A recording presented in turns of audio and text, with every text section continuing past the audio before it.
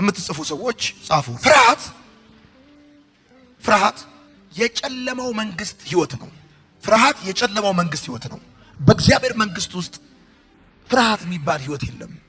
የጨለማው መንግስት ህይወት ነው። እንዲህ ብላችሁ ጻፉ። ቅዱስ ፍርሃት አንድ ብቻ ነው፣ እግዚአብሔርን መፍራት።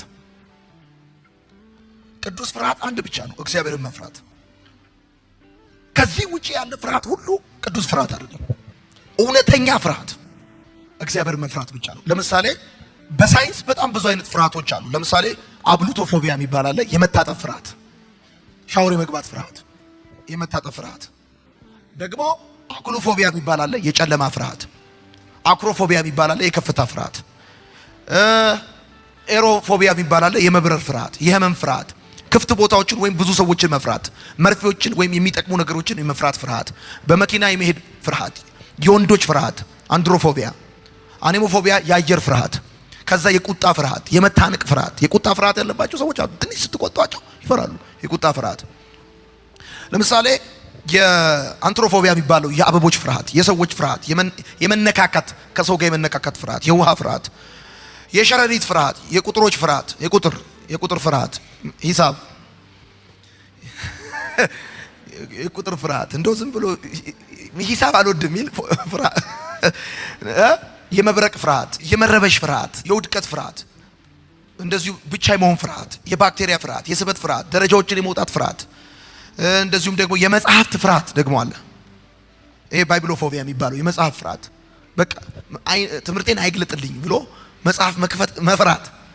እሺ፣ የእጽዋት ፍርሃት፣ መጥፎ የማሽተት ፍርሃት፣ አስቀያሚ ፍርሃት፣ መሳለቂያ ፍርሃት፣ የመስታወት ፍርሃት፣ የበረዶ ፍርሃት፣ ገንዘብ የማጣት ፍርሃት፣ የቀለም ፍርሃት፣ የሰዓት ፍርሃት፣ የጊዜ ፍርሃት፣ የምግብ ፍርሃት፣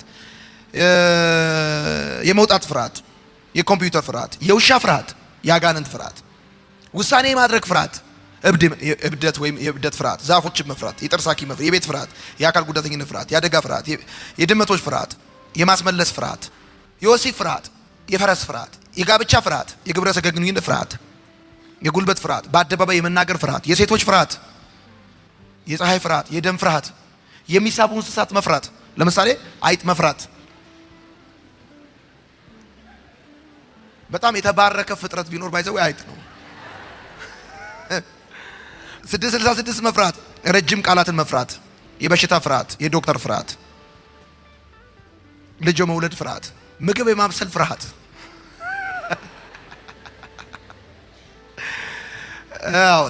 ጻፌንን ኖሞፎቢያ ብለ ኖሞፎቢያ ያለ ሞባይል ስልክ የመሆን ፍርሃት። ኖሞፎቢያ ያለ ሞባይል ስልክ የመሆን ፍርሃት። ሞባይል ስልክሽን እንደ ጡጦ ይዞ የመተኛት፣ ትራስ ስር የማድረግ፣ ከእንቅልፍሽ እንደተነሳሽ በመጀመሪያ ሞባይልሽን የማንሳት። እሺ ኖሞፎቢያ አላችሁ፣ ያለ ሞባይል የመሆን ፍርሃት ማለት ነው። እሺ ጻፉ፣ ቀጥላችሁ ፍርሃት ሰይጣን በሰው መንፈስ ላይ የሚጭነው ሸክም ነው። ሰይጣን በሰው መንፈስ ላይ የሚጭነው ሸክም ነው።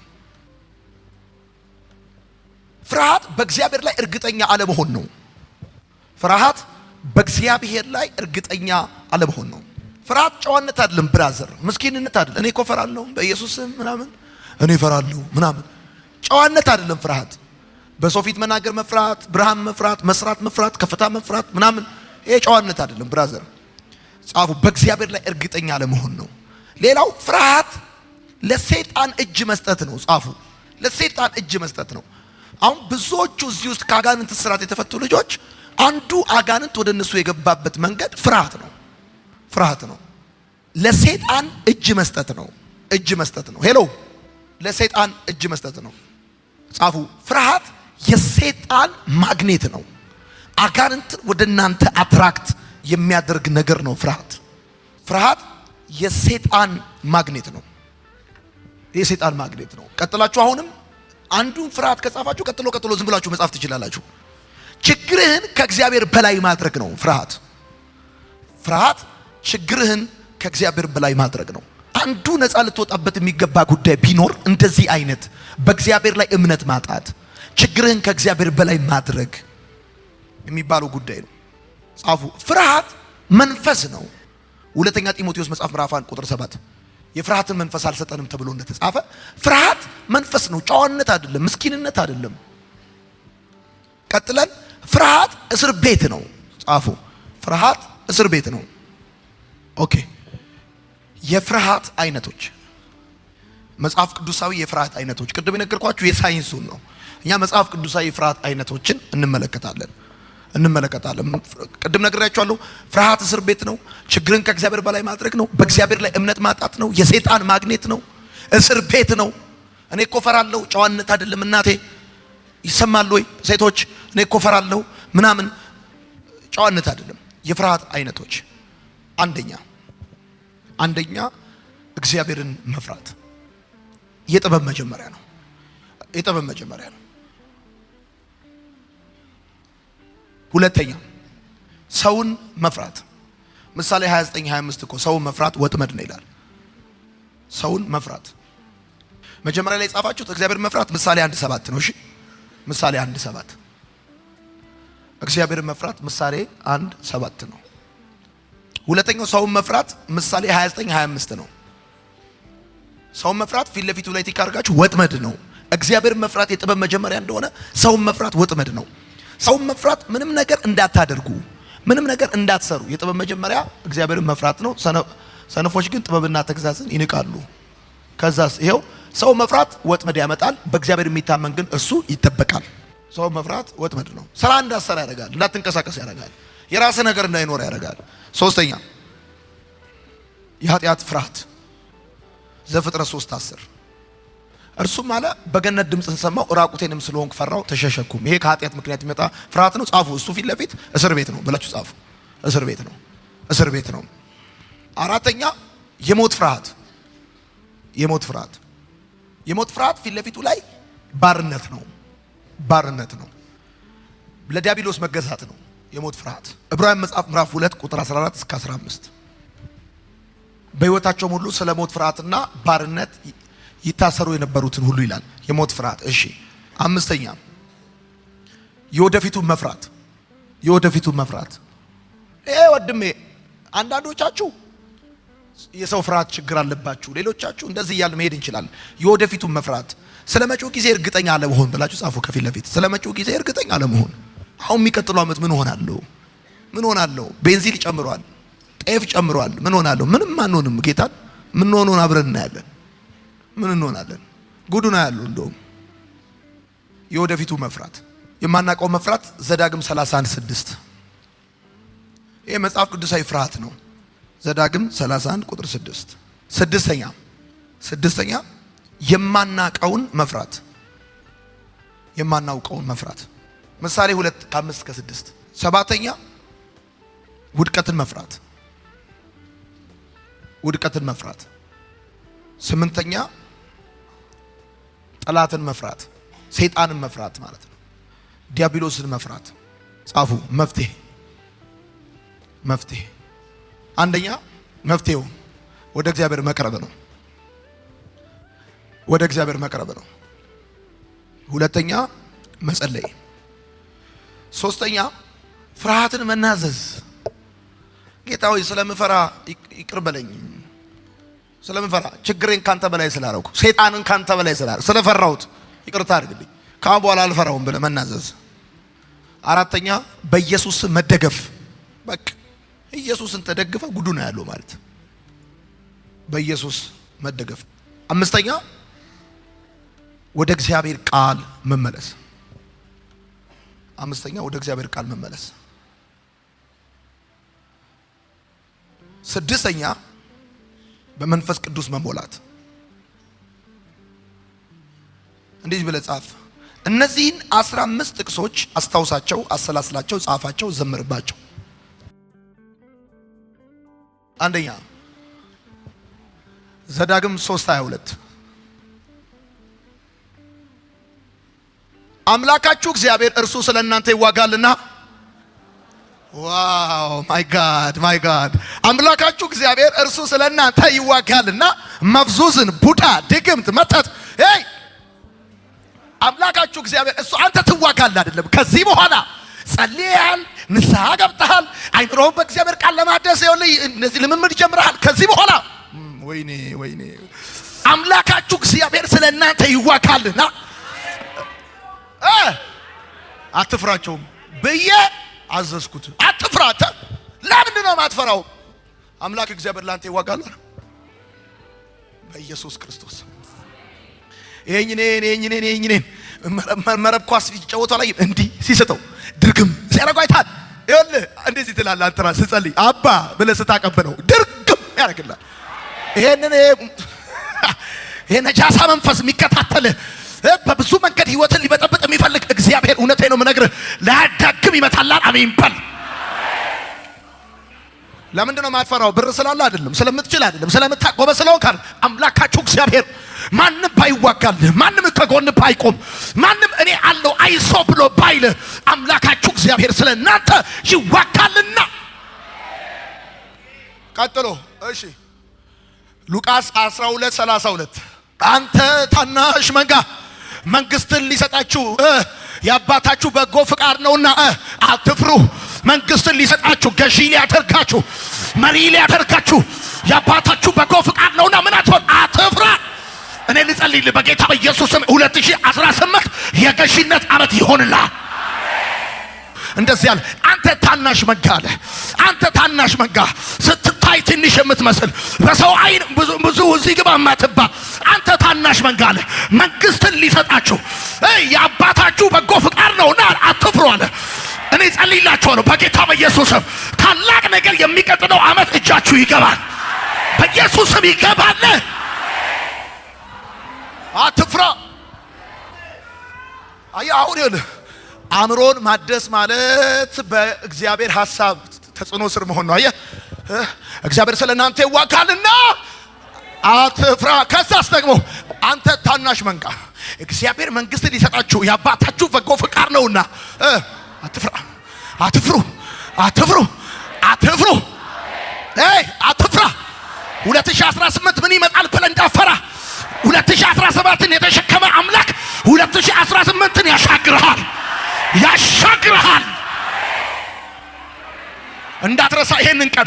እንዳትረሳ ይሄንን ቀን አንዱን ዓመት እንደ አንድ ቀን እግዚአብሔር ያሻግራል። አንዱን ዓመት እግዚአብሔር እንደ አንድ ሰዓት ያሻግራል። ግራ ሳይገባ የሚቀጥለው ዓመት እግዚአብሔር ክንዱን ያሳያል። እንዳፈር ሰውን መፍራት ወጥመድ ነው። ቅዱስ ፍርሃት አንድ ብቻ ነው። ቅዱስ ፍርሃት እግዚአብሔርን መፍራት ብቻ ነው ቅዱስ ፍርሃት። ሶስተኛ ሰቆቃወ ኤርምያስ መጽሐፍ ምዕራፍ 3 ቁጥር 57 ማይ ጋድ ይሄኛው ወደዚህ ነው።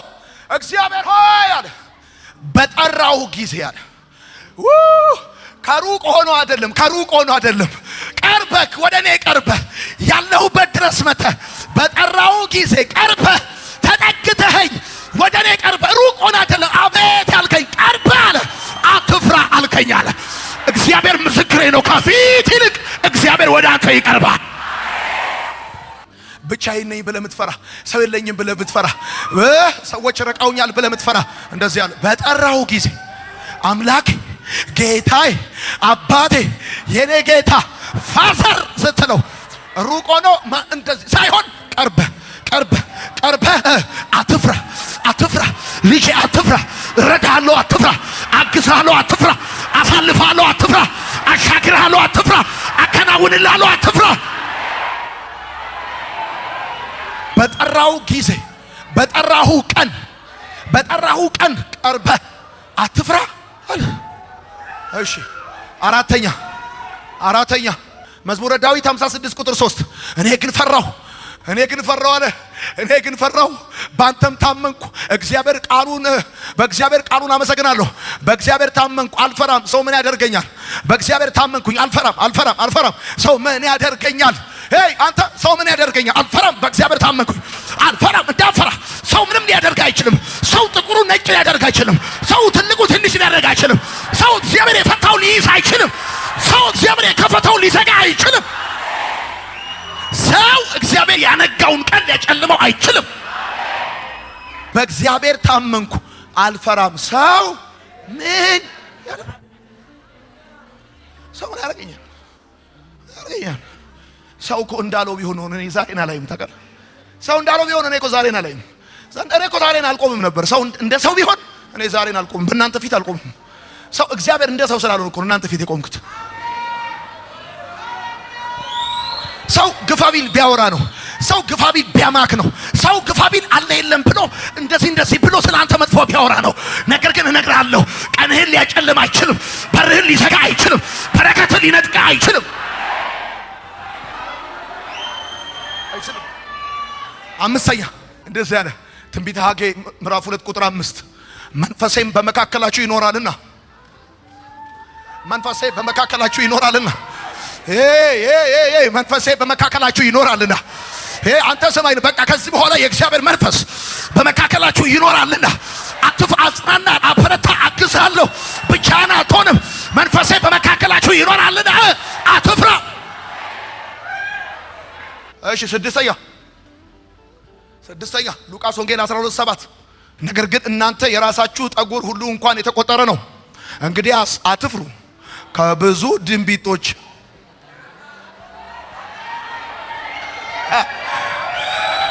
ከብዙ ምን ማለት መሰለ? ማን ልበል አልልህም፣ አውቃለሁ። የተቆጠረ ነው። ይኸውልህ ጸጉራቸው የተቆጠረ አውቃለሁ። እንኳን አንተን አይደለም የጸጉር ቁጥርን አውቃለሁ። ዝም ብዬ አሁን ለምሳሌ እኔ ማን ልበል ስም ማን ነው እልሃለሁ። እግዚአብሔር ግን ማን ልበል አይልም። ያውቃል። በስም ባድራሻ በቤት ቁጥር ያውቃል። እግዚአብሔር ያውቃል። አንተ እንትና ባለስልጣን ላይ ያውቅ ይችላል፣ ባለሀብት ላይ ያውቅ ይችላል፣ አገልጋይ ላይ ያውቅ ይችላል። እግዚአብሔር ግን ያውቃል። በደንብ ነው የሚያውቃል። በደንብ ስምህን፣ አድራሻን፣ የሰፈርህን፣ የጫማ ቁጥርህን ሁሉ ነገር ያውቃል። እግዚአብሔር አውቃለሁ አለ። በደንብ የጸጉር ቁጥራችሁ እንኳን የተቆጠረ አውቃችኋለሁ። ያውቃል። እግዚአብሔር ያውቃል። መንግስት ላይ ያውቅ ይችላል፣ ቀበሌ ገበሬ ምናምን ላይ ያውቅ ይችላል። እግዚአብሔር ግን ያውቃል። ሰባተኛ ኢሳይያስ 41 እኔ አለ ካንተ ጋር ነኝና አለ አትፍራ አለ። እኔ አምላክ ነኝና አትደንግጥ አለ። አበረታሃለሁ፣ እረዳህማለሁ፣ በጽድቄም ቀኝ ደግፌ እይዝሃለሁ። እኔ ካንተ ጋር ነኝ አለ። እኔ አምላክ ነኝና አትደንግጥ አለ። አበረታሃለሁ። እኔ ካንተ ጋር ነኝ። አሁን ለምሳሌ እግዚአብሔር እኮ ቃል እየሰጠ ነው። ለሚቀጥለው ዓመት እኮ ቃል እየሰጠ ነው። ለሚመጣው ዓመት እኮ እግዚአብሔር እንደዚህ እያለ ነው። እኔ ካንተ ጋር ነኝና በ2018 እንዳፈራ፣ እኔ አምላክ ነኝና እንዳትደነግጥ፣ መጥፎ ዜና ብትሰማ ምናምን እንዳትደነግጥ። ከዛስ አበረታሃለሁ። ለምሳሌ አሁን ከዚህ እጄ ብደክም ወደ ኋላ ብል ምን አለያ አበረታሃለሁ። ከዛስ እረዳህማለሁ። ደግሞ እግዚአብሔር እረዳሃለሁ ካለ በኋላ ስለተጣላችሁ ብሎ እርዳታውን አያቆምም። እረዳሃለሁ ካለ እረዳሃለሁ። የሚቀጥለው ዓመት ያልጠበቀው እጣ ይወጣላል። የሰማይ መስኮት ይከፈትላል። አንተን የሚረዳ እጅ ወደ አንተ ይዘረጋል። በጠበቃቸው ሰዎች በኩል ሳይሆን ባልጠበቃቸው ሰዎች በኩል የእግዚአብሔር እርዳታ ይመጣላል። ዘመዶች እያሉ ውለታ አድርገላቸው በማታውቃቸው ሰዎች እግዚአብሔር እርዳታው ወደ አንተ ይልካል። ተባረኩ። ቁጭ በሉ። ስምንተኛ መዝሙር 23 ቁጥር 4 እንደዚህ ይላል፣ በሞት ጥላ መካከል እንኳን ብሄድ የመቃብር ላይ ጥቅስ አይደለም ይሄ። የመቃብር ላይ ጥቅስ አይደለም ይሄ። አንተ በሞት ጥላ መካከል እንኳን ብሄድ አንተ ከኔ ጋር ነህና ክፉን አልፈራም። በትርና ምርኩዝ እነሱ ያጽናኑኛል። በፊቴ ገበታን አዘጋጀልኝ፣ በጠላቶቼ ፊት ለፊት ራሴን በዘይት ቀባ። ጽዋዬ የተረፈ ነው። ቸርነትና ምሕረት በሕይወቴ ዘመን ሁሉ ይከተሉኛል። በእግዚአብሔር ቤት ለዘላለም እኖራለሁ።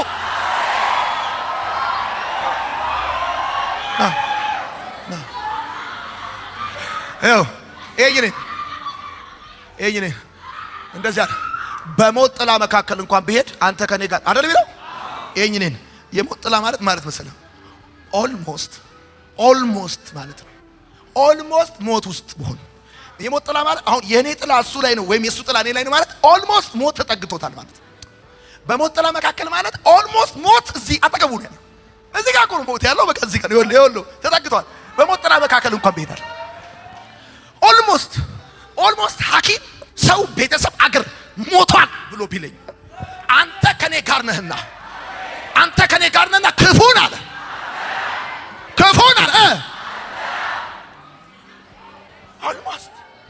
አልሞስት አልቋል ቢባል አልሞስት ተስፋ የለውም ቢባል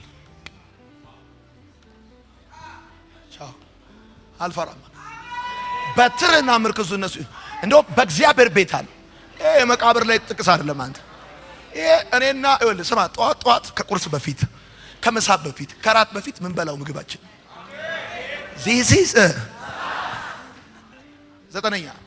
ዘጠነኛ እግዚአብሔር ብርሃኔና መድኃኒቴ ነው፣ የሚያስፈራኝ ማን ነው? እግዚአብሔር የሕይወቴ መታመኛዋ ነው፣ የሚያስደነግጠኝ ማን ነው? እግዚአብሔር ብርሃኔና መድኃኒቴ ነው፣ የሚያስፈራኝ ማን ነው? እግዚአብሔር የሕይወቴ መታመኛዋ ነው፣ የሚያስደነግጠኝ ማን ነው? አስረኛ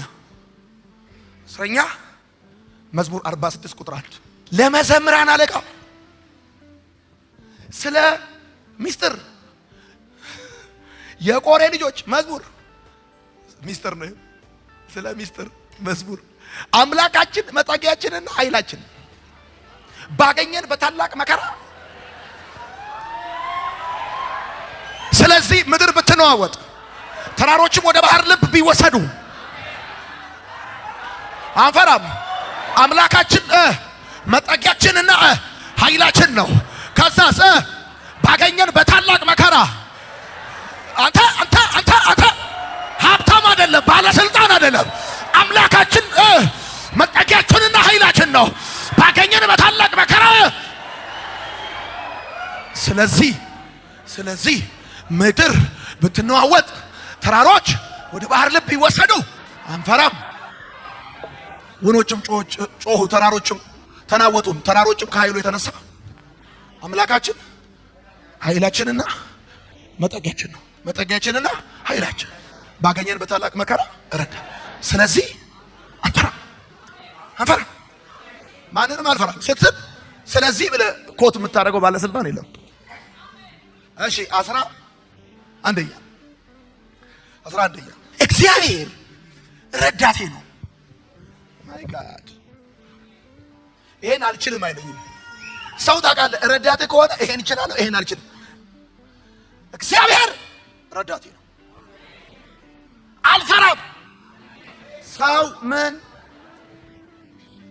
በሰው ከመታመን ይልቅ እሺ 12ኛ ሰላምን እተውላችኋለሁ፣ ሰላሜን እሰጣችኋለሁ። እኔ የምሰጣችሁ ዓለም እንደሚሰጥ አይደለም። ልባችሁ አይታወቅ አይፍራ። ልባችሁ አይታወቅ 13ኛ ኦሪት ዘዳግም 31 ቁጥር 6 ኦሪት ዘዳግም 31 ቁጥር 6 ጽኑ፣ አይዟችሁ፣ አትፍሩ፣ ጽኑ፣ አይዟችሁ። አይዞ እኮ አንተ መልእክት አይዞ እኮ እግዚአብሔር እኮ አይዟችሁ፣ ጋድ እኮ ነው አይዞ ቢል አይዞ። ከዛ አትፍሩ፣ ከፊታቸው አትደንግጡ። አምላክ እግዚአብሔር እርሱ ካንተ ጋር ይሄዳል። ከዚህ በኋላ ያለውን ይኸውልህ ደገፍ ነው ብለው ሳነበው 45 ሶፋ ላይ እግሬን ሰቅላለሁ። እንደዚህ ይላል፣ አይጥልህም፣ አይጥልህም፣ በፍጹም አታፍርም። አሚን በል። አይጥልህም። ካሳስ በለው አይተውህም፣ አይጥልህም። አሚን ነው። ሰው ሊተው ይችላል፣ እግዚአብሔር ግን አይተውህም። 14 እኔ አምላክህ እግዚአብሔር አትፍራ እረዳሃለሁ ብዬ ቀኝህን ይይዛለሁና። እኔ አምላክህ እጅን ከፍ አድርግ ይገባልና ስትለው እሱ ደግሞ እንዴት ይላል? እኔ አምላክህ እግዚአብሔር አትፍራ እረዳሃለሁ ብዬ ቀኝህን ይይዛለሁና። የልጅ ሜላላ ባባዬ እጄን ያዘኝ ትላለች። ካለሁበት ቦታ ነው ሮጬ ይዣት ራሱ አንድ ቀን እንዳፈር እኔ ፈራጅ አቼ ሁለተኛ እኔ አባትሽ አትወድቂም አልኩት። እኔ እሷን እያናገርኩ እንባዬ ይፈሳል። ተቃላችሁ ስለ እግዚአብሔር እያሰብኩ ሰው ደካማና ክፉ ሆኖ ሳለ ለተዘረጋ የትንሽ ልጅ እጁ ይሄን ያህል ውስጡ ከተነካ እግዚአብሔር እንደዚህ ይዛል። አሁን ለምሳሌ እንገር አሁን እኮ ያልጠፋው እኮ አንተ የሚያጠፋ ነገር ስለሌለ እኮ አይደለም። እንደገባበት ሁኔታ ቢሆን እንዳለፍክበት ነገር ቢሆን እንደሆነው ነገር ቢሆን ነው ጥሩ ነበር የምትጠፋው። ግን በቃ ይዞሃል፣ ጌታ ይዞሃል። የትም ገብታል። እንደውም አንዳንድ ጓደኞች እኮ ይገርማል። አንተ አለ እኮ ነው የሚለው ይዞ ነው እግዚአብሔር ይዞ 15ኛ የመጨረሻ ዋው ይሄ የመጨረሻ ነው። 15ኛ ዕብራውያን እንደዚህ አለ። ስለዚህ ፋይናሊ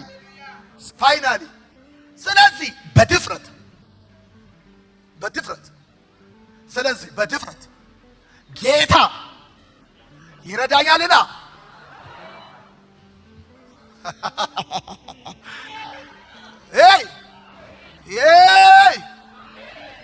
አሁን ከዚህ ቀጥዬ እንዴት ነው እንዴት ሆናለሁ? ስማ፣ ስለዚህ በድፍረት ጌታ ይረዳኛልና አልፈራም። ሰው